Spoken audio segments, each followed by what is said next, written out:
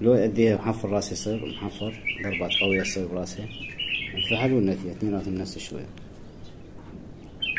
شوف هاي الوضع يا هذا الحل مالتها توفرتها خيوط مال العش تتركن بالمحمية وما عاد ينشي يرجع ان شاء الله. هذا الريش مالته 14 يوم يطلع. لو يأديها محفر راسه يصير محفر ضربات قوية تصير براسه. الفحل والنتيجة اثنيناتهم نفس الشوية. شوف هاي الوضع يا هذا الحل مالتها توفرتها خيوط مال العش تتركن بالمحمية وما عاد ينشي يرجع ان شاء الله. هذا الريش مالته 14 يوم يطلع.